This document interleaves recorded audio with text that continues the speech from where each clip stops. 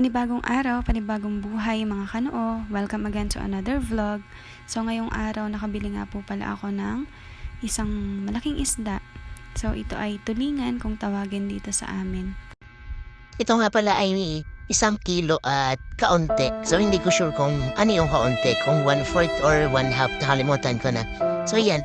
So inalis ko lang yung buntot, hindi ko sure kung tama yung paglilinis ko dito kasi first time ko na makapaglinis ng ganitong kalaking isda.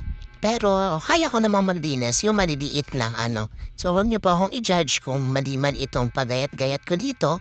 Pero ayan nga, pag buklat ko sa tiyan, nagulat ako ang dami ng laman na isda sa loob. Siguro yan yung huli niyang kinain.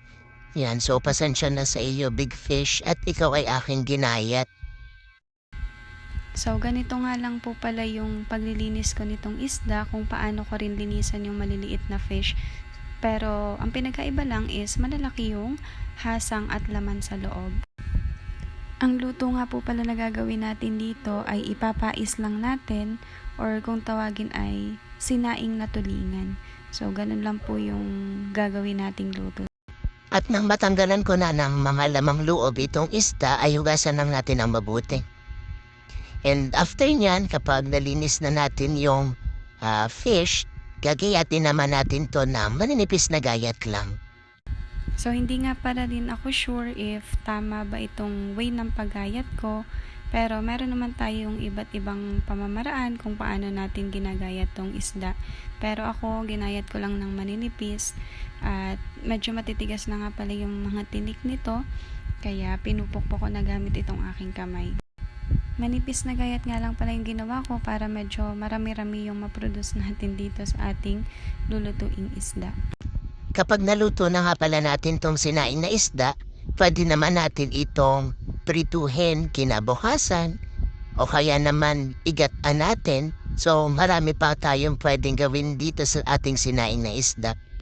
Kaya nakakaawa nga naman itong isdang ito. So hindi lang isang luto yung pwede nyo gawin sa kanya. Pwede nyo pa siyang lutuin sa iba't iba pang pamamaraan. Pagkatapos naman natin gayatin itong sa may budding part, so ito namang ulo, gayatin lang natin sa dalawa. And then ito na po yung ating mga nagayat. So after nun, mag-get lang tayo ng bawang at sibuyas dito para may maipanlagay tayo sa ilalim na part maya-maya. Hindi nga pala ako naglalagay ng luya sa sinaing kasi medyo mas nalanansahan ako.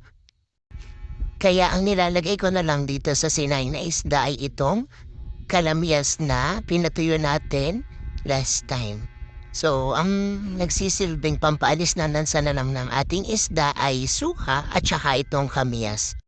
And then maya-maya pa, nilagay ko na itong kamyas, itong mga sibuyas at bawang ay isinunod ko na rin. And then maglalagay sana ako ng pork, kaso lang ay hindi pa kami kumakain ng pork ulit, kaya manok na lang muna. So try natin if okay ba ang manok dito sa ating sinaing na isda. Ayan, so bubudburan lang natin ang asin at lalamasin natin sa asin itong isda, and then papatasin na natin yan. So nilagyan ko na nga rin pala sa ilalim ng buong paminta, and then mamaya sa ibabaw yung durog naman. So, kahit nalamasan na natin ng kaunting asin, lalagyan pa rin natin ng at least 3 scoop nitong asin sa ibabaw. And then nilagyan lang natin ng paminta at saka nitong suka. So konting suka muna ilalagay natin, and then itong tubig na salanap lang. So hindi dapat mataas sa isda yung tubig. And then after nyan, kapag kumulo na, hihinaan natin yung apoy. And then hayaan lang natin itong maluto hanggang makalipas ang 1 oras. And then, after nyan, ayan na po yung ating sinaing na isda. So, hindi ko na rin pala naipakita. Nilagyan ko ulit yan ng suka kapag nagbubulakan na talaga yung ating fish.